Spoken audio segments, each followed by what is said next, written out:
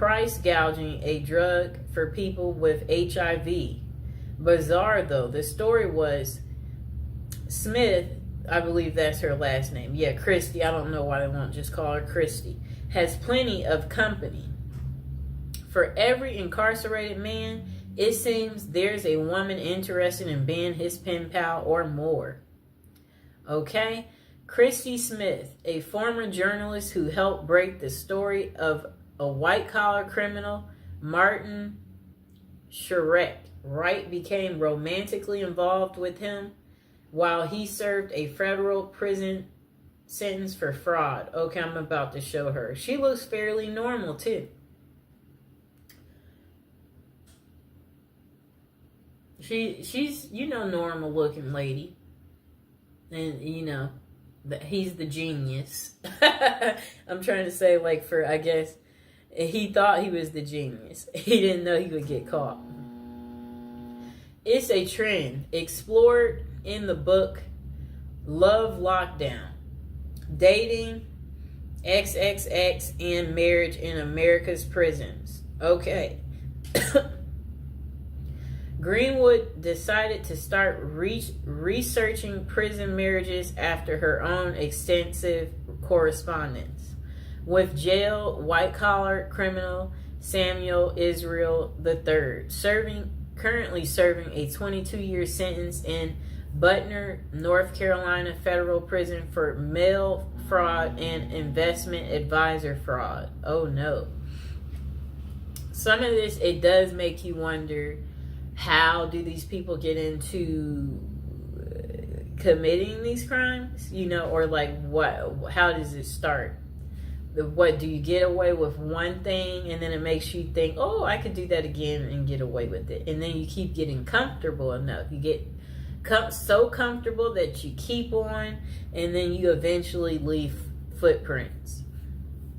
Okay, so this guy, I guess his name is Israel, it said he had faked his death by staging a suicidal plunge off the Bear Mountain Bridge in upstate New York in June 2008. He turned himself in to the feds 3 weeks later, and Greenwood reached out to him whilst researching her first book, Playing Dead, about people who fake their own deaths or disappearances. They have stayed in touch for 7 years, corresponding frequently, although they have never met. Quite interesting, right, people? I think we know people like this, where you're online friends, and for whatever reason, y'all stay in touch. I don't know what that's about, why people want to do that. Because it's I don't want to do it, so I don't know why people want to do it. Okay. Throughout the half dozen years I've known Sam, he has gone from my subject to my stalker to my friend, she writes, nodding that the correspondence helped her understand the laser-like attention an inmate with little to do can lavish on a lady. For her latest book, Greenwood followed the lives of 5 couples who met while one of them was incarcerated. Okay. I don't know what that means. I'm just trying to say, whatever they wrote was very confusing what came next. So, to prison wives who have long histories with their men, MWI. Okay? Women are seen as pathetic losers, or worse yet, prison groupies. Let's just label them a prison groupie. But what she found were relationships that were at times romantic, messy, complicated, and sometimes heartbreaking. In other words, not too unlike those in the real world. One couple includes Joe, an ex-Army medic who had worked as a prison guard at a Kansas City jail, and Benny Reed, who was serving a 10-year sentence in the maximum security Oregon State Penitentiary for the attempted murder of his then girlfriend. It shows Joe and Benny Reed, who met on a prison pen pal site on their wedding day, and they are kissing. I'm going to show the picture. That's her prison boo. You see that? How romantic. The pair met on a prison pen pal site. Joe knew the stigma of associating with a felon, but it didn't deter her. In recovery herself from an addiction to pain pills, Joe credited Benny with making me the best possible version of myself. I think these women tend to be very nurturing. They have a sense of wanting to be cared for, wanting to be caring for someone else, and men in prison, for obvious reasons, are quite needy. The pair even got married at the prison. He saved up from his $1.81 an hour prison call center job to buy her a ring off Etsy. How sweet. But the relationship ended abruptly when Benny found other companions online. Are you kidding me? He still left her while in prison. That's crazy. It says, yeah, that's crazy. Oh my gosh. Wow.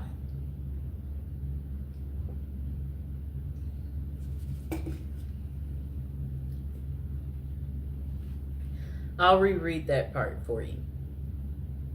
The pair had even got engaged at the prison. He saved up from his $1.81 an hour prison call center job to buy her a ring off Etsy.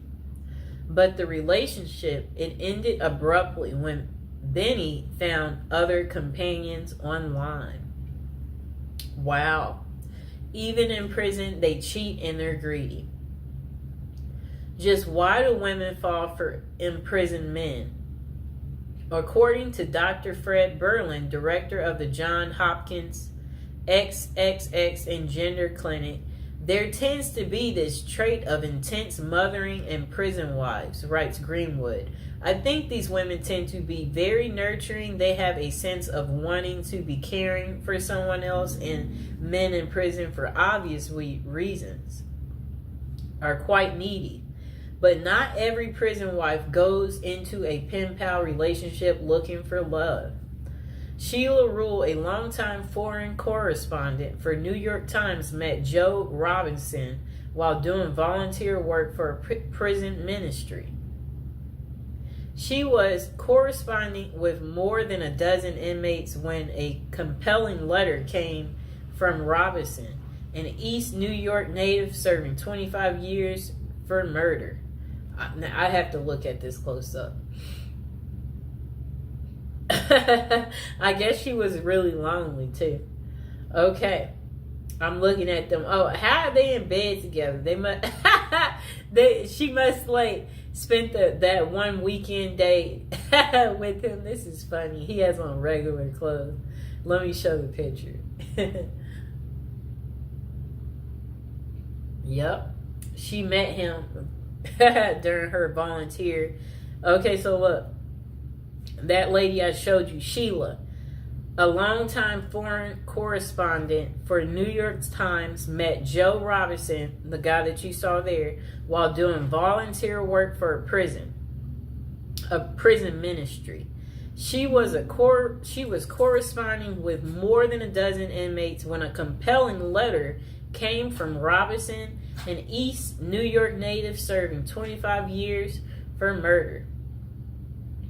As a pen pal, he was looking for a young lady, and Rule, who had been married twice, was in her 50s, 20 years his senior. She let him down and flat out told him that she couldn't be his companion but could be his friend. For a year, the two exchanged letters that were deeply vulnerable but very flirtatious. In 2003, he convinced her to visit him in person, where the relationship switched from friendship to romance. And they wed in 2005. That's 2 years later, after he convinced her to visit him. They've now been married 15 years, 12 of which Robinson was in prison. She says the marriage is happy and familiar, like an old shoe. That's so funny. Like, it's like a shoe. Still, Rue initially told few people about the relationship. When she decided to tell a friend she thought was progressive, the friend asked how she could be with someone charged with murder. I'm not marrying Joe's past, she told the friend. I'm marrying the person he's become. Do you like her excuse? So that's the end of Terrible Crimes. How it couldn't stop these ladies from marrying men behind bars. I hope you guys liked the video. Don't forget to like and subscribe. Let me know, are you enjoying the prison series? Is it very lovey-dovey? Is it